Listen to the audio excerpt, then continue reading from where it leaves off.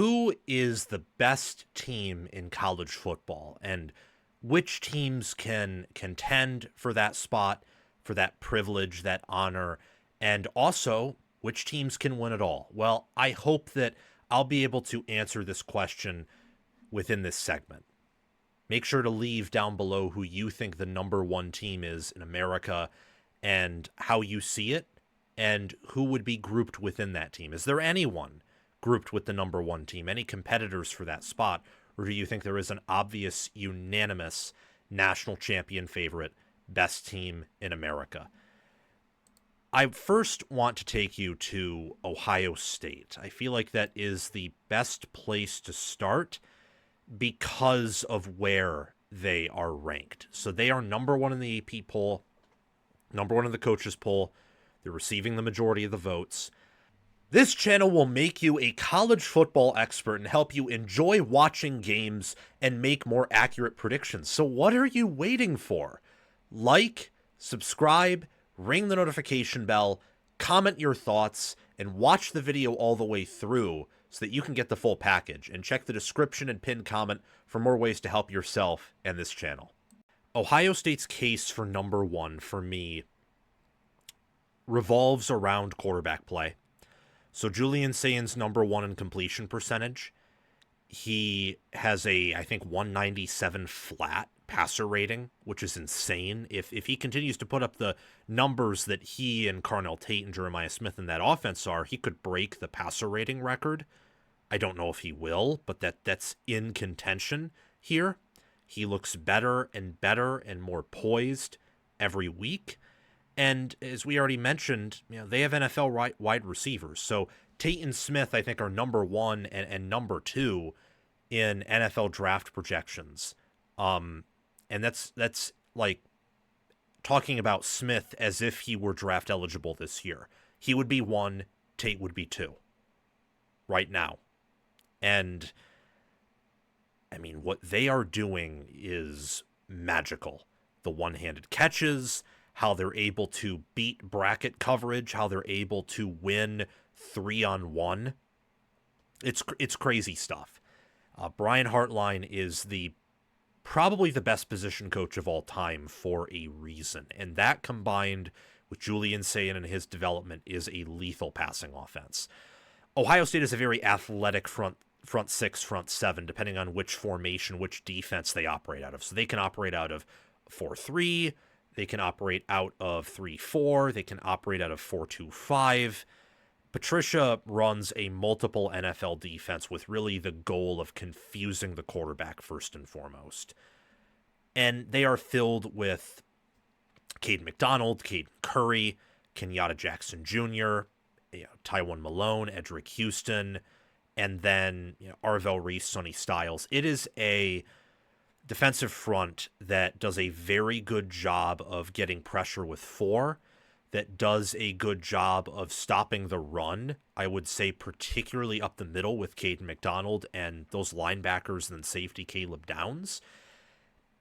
It's a mean, nasty defense that you are going to have a hard time moving. Very tough time moving. And that also has to do with Caleb Downs, who is, I still think, college football's best defender. At one point, I was maybe convinced Arvell Reese was. I think a lot of that is that Arvell Reese, being a front seven, front six player that can also be lined up at edge, will make more exciting plays because he's going to be making contact with other players more often.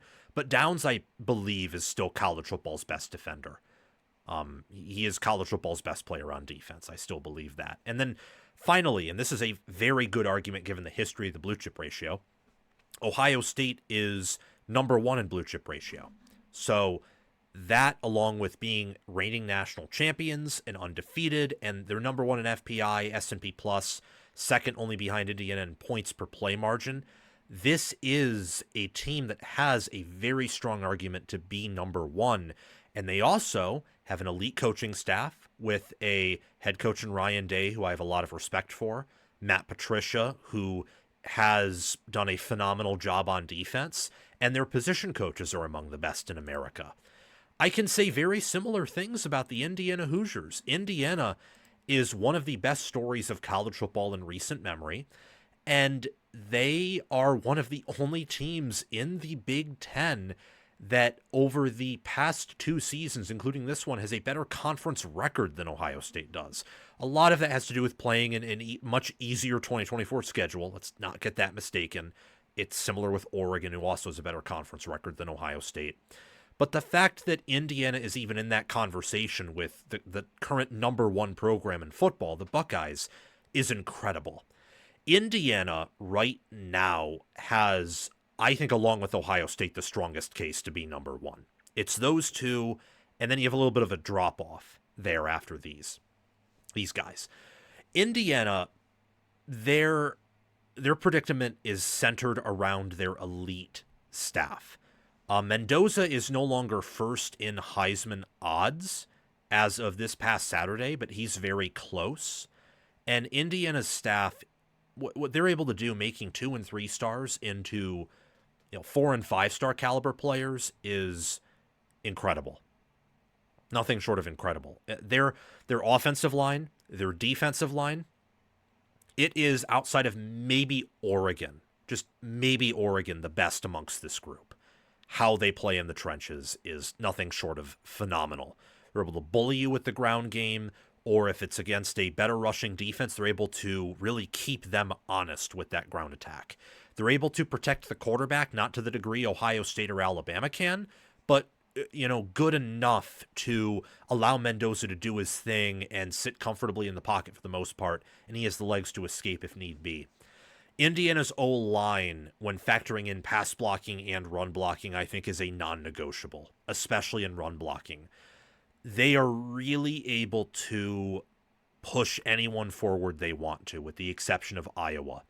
And Iowa's defense this year is profiling as a top 5 unit in metrics, and playing them in Kinnick is tough, to say the least. Tough. It's a very impressive offensive line. I am excited every time I watch it. There is never a moment outside of the occasional right guard, right tackle situation where I wince. It's an incredible unit. And then the defensive front and the defense overall. Look, you have Ohio State's defense, which I think is number one in America. If there is any defense that we'll talk about here, minus a healthy Texas defense, that can maybe compete for that, it's this Indiana unit. Aiden Fisher is an All-American. Kamara, you wouldn't know it by the stats, but by impact, All-American. Tyreek Tucker could compete for that. And then you got D'Angelo Pons, Lewis Moore. Those are All-American caliber guys. And then Isaiah Jones and Jose Wheeler, Dominique Ratcliffe, Kellen Wyatt before he got injured, and then Stephen Daly, who's now replaced him as the full-time other defensive end, Mario Landino. Phenomenal players on the defensive front. And also in the backfield, want to shout out Jamari Sharp, Amari Farrell, and Devin Boykin. It's an incredible defense that Indiana has, and an incredible team as well. Number 2 in FPI, number 2 in SP+, and number 1 in points per play margin.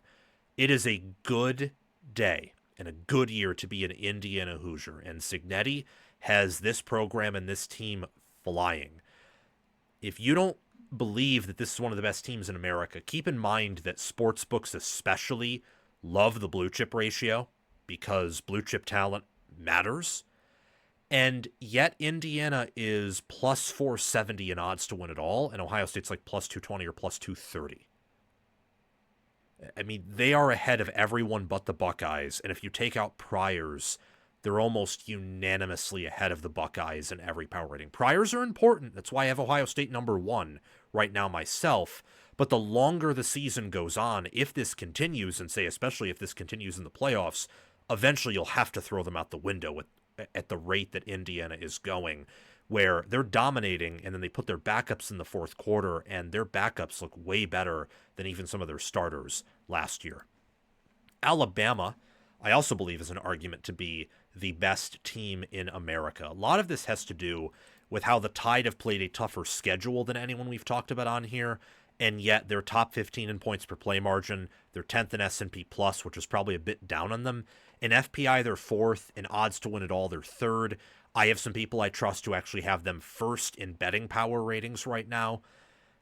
Their quarterback play, much like Ohio State's and Indiana's, is up there. Simpson has been playing high-level ball. Outside of Ohio State, I think they have the number 2 receiver core. Maybe I'm delusional with that, but Isaiah Horton, Jeremy Bernard, Ryan Williams, great receivers. Not nearly as good as Ohio State's, but no one is, especially at the wide receiver position. Their O-line play, they've been improving every week. I don't think it is, in the grand scheme of things, as impressive as Ohio State's, or I meant to say Indiana's. Ohio State was on my mind because it's similar, I think, to Ohio State's, where the pass blocking usually is elite. Sometimes it can be got, but that's because I don't think any offensive line this year is really this titan that's just unstoppable, for example. It's not as impressive as I think Indiana's. I think Indiana, in terms of coaching and what I've seen from them against certain defenses, is probably the most impressive we'll talk about here. I'd say Oregon's or Alabama's is the highest ceiling. I'd say Ohio State in pass blocking has been the most consistent. Alabama's is close to Ohio State's, I would say. A little bit higher ceiling, but Ohio State's been better in pass blocking, and they've also been better in run blocking.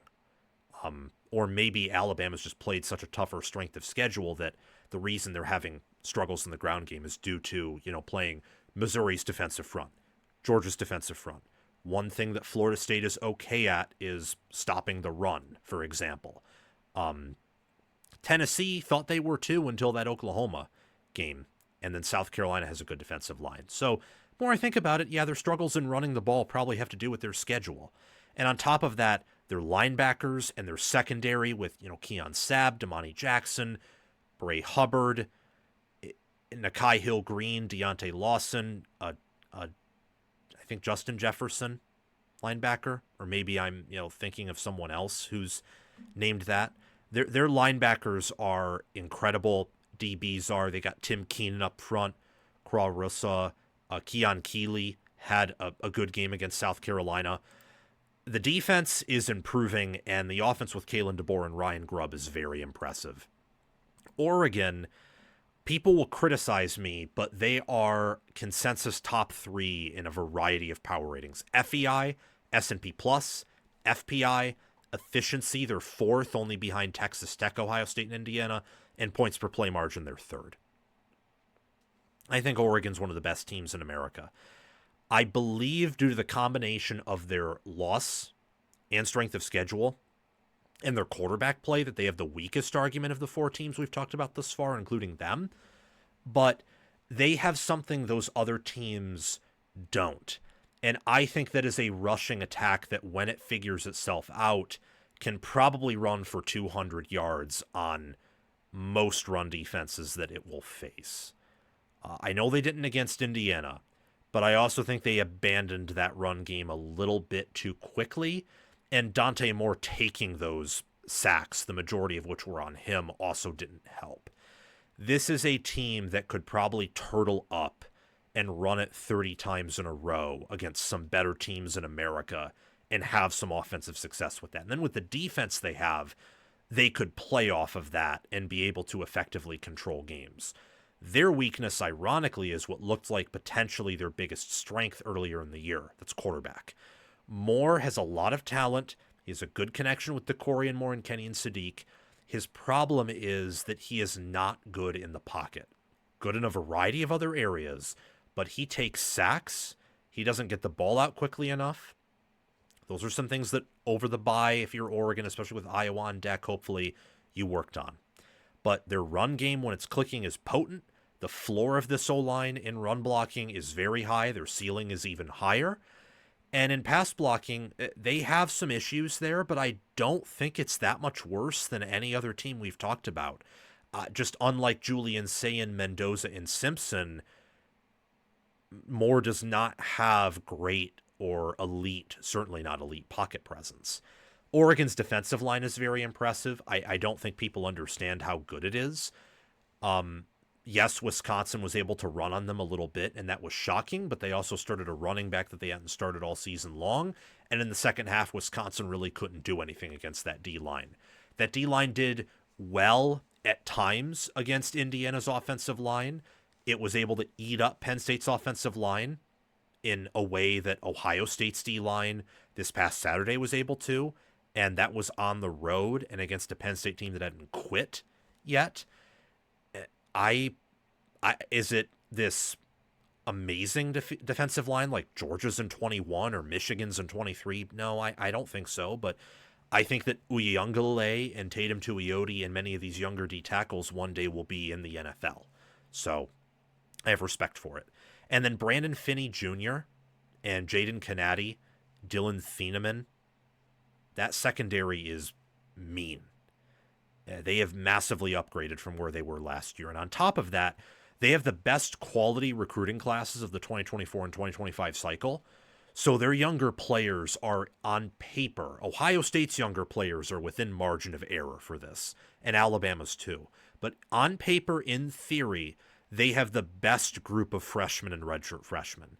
And I think you are seeing that where, Finney and Ifeoma Badegwu are some of the more impressive cornerbacks nationally. They're true freshmen, redshirt freshmen. Decorian Moore is already a very impressive wide receiver. True freshman, for example. A lot of their players on defense that are rotating in, even on the defensive line, are redshirt freshmen or second-year players. Very impressive. So I like where Oregon's at. They have some things to work on, yes, but I think a lot of that has to do with quarterback. And Dante Moore has a high enough ceiling, good enough coaching, to where I think as the season goes on, Oregon is going to only get better and better. Here are some other teams that have the case to be the best team in America. We'll just go over them really quickly. So I like in college football right now, it's so tough because there are probably some teams, or maybe just a team, but a team nonetheless that I've snubbed from this. But I believe that other teams that can at some point have the case are Georgia, Texas, Texas Tech, and Texas A&M. People will tell me Notre Dame, and that is a team that I may have snubbed, but I think that Notre Dame's secondary is a negative non-negotiable. Like outside of Leonard Moore, and people will show me the USC game, and then I will just show you the Nebraska game, where I think it turns out that Jaden Maiava and that offense on the road against good secondaries may just not be the offense they're cracked up to be. That's kind of what I'm beginning to think now. I mean, when you don't even complete 40% of your throws, and Nebraska's secondary is great, but Michigan's receivers were getting open here and there. So I don't think it's the nation's best secondary, though it's close. I have tremendous respect for it. I think Notre Dame's secondary is a negative non-negotiable, where until proven wrong in the playoffs, I'm not touching them to be the number one team. Next year, different conversation. They should bring the majority of their roster back. I imagine they could make some staff changes. And Carr will be in year 2, and Carr's phenomenal. These other teams, whether it is coaching, that has a lot to do with Kirby Smart, and the talent they have, and the fact that their offense has been able to compensate for that defense of theirs, whether it's Texas, who has shown multiple flashes at different points, but things just haven't yet come together, whether it's Texas Tech. Texas Tech, it's tough. They don't have the depth that a lot of these teams do, but they have just been killing everyone outside of a very inspired and at the time healthy Arizona State team. A lot of that has to do with their trench play. Texas has to do with their pure raw potential and the fact that I think they might be figuring it out with Arch Manning. A&M, they are the one team that may have been snubbed from getting its own dedicated segment. I would just like to see how they do in the rest of their schedule in November. So what do you do against Texas? That's really the game that will tell me a lot. What do you do against Missouri, too, on the road when they get a bye and you get a bye, but it's going to be your third straight road game? What's going to happen there? Those are some other teams that I think can make the case for number one in America. If you disagree and think I'm hating Notre Dame, I'm not. I mean, the Miami loss is not aging particularly well. A&M, I'm not totally sold on yet, and they beat Notre Dame in their house. And Notre Dame's current best win, USC, would be 5-3 if not for a quarterback snapping his leg. So my apologies if I don't think that Notre Dame is this team to be scared of yet. If you are not one of these teams we're discussing, especially the first four I mentioned, then yes, you should be terrified of Notre Dame. But we're talking about who can win it all, who has the best shot at winning it all. We're not talking about even your top 10 teams. We're talking about a very specific bunch of teams that are inside of the top 10. Thank you for watching. It's my mission on College Football with Sam to make you the most informed, knowledgeable, and entertained fan as possible. We aren't perfect, but we hit the nail on the head more often than we hit our thumb with the hammer. Make sure to like, subscribe, ring the notification bell, comment, and if you're here, you've probably already watched the whole video. So thank you for doing those things.